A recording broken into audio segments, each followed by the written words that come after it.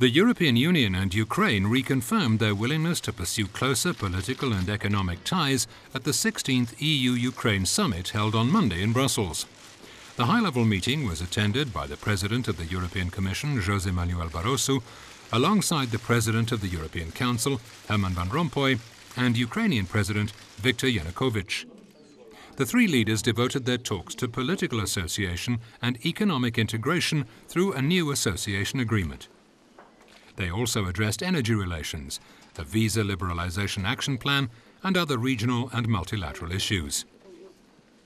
Presidents Barroso and Van Rompuy indicated that an association process would require deep reforms, tangible and substantial progress, and determined actions by the Ukrainian authorities.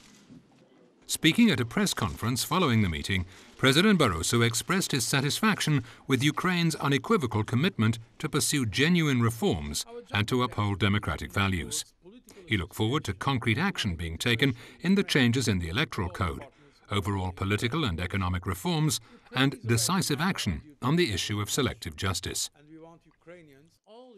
After meeting the newly established Science and Technology Advisory Council on Wednesday, European Commission President Barroso stressed the importance of science and innovation as key drivers for European competitiveness, economic growth and job creation.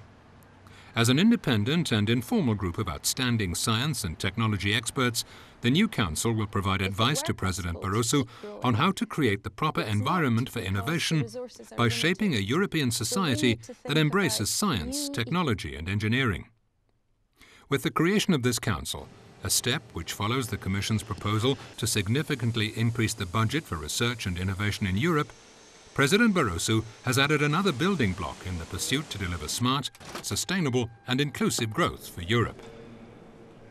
Later that day, President Barroso met with Italian Prime Minister Mario Monti to discuss preparation of the upcoming European Council in March, which will be devoted to the coordination of economic, fiscal and employment policies in the European Union.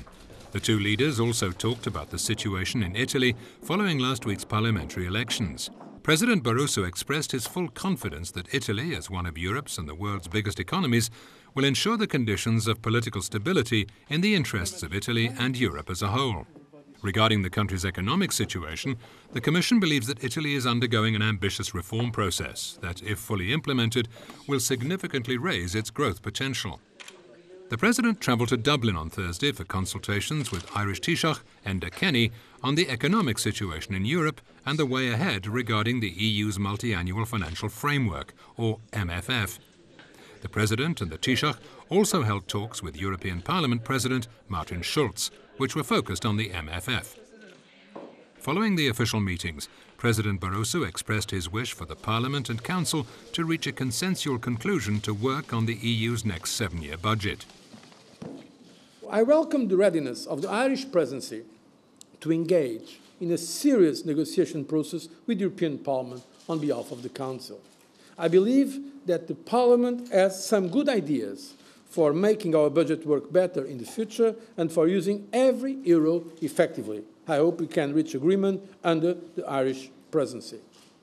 I would like also to take this opportunity to welcome the adoption today by the Member States of the Commission's proposal on youth guarantees, which is an important signal to the almost 6 million young people that are unemployed in the European Union today, that they should have a job, apprenticeship, or be in further education and training within a short time of leaving school or becoming unemployed.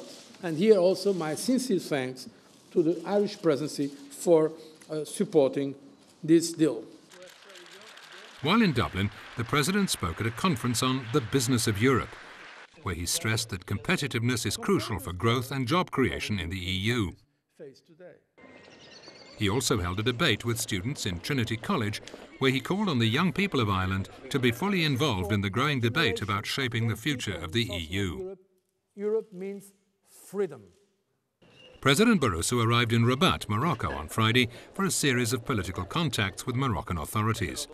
The main objective of this official visit was to launch talks for an EU-Morocco free trade agreement in order to achieve the economic and trade integration that was scheduled within the framework of the advanced status. Regional issues and the integration of the Maghreb were also addressed during his talks with Moroccan officials. On Friday, the European Union and Morocco also signed a memorandum for an amount of 25 million euros in grants to fight against poverty in 885 rural communities in Morocco. Furthermore, President Barroso promised close cooperation and an intensive political dialogue with Morocco on international issues, especially concerning the integration of the Maghreb and security in the region.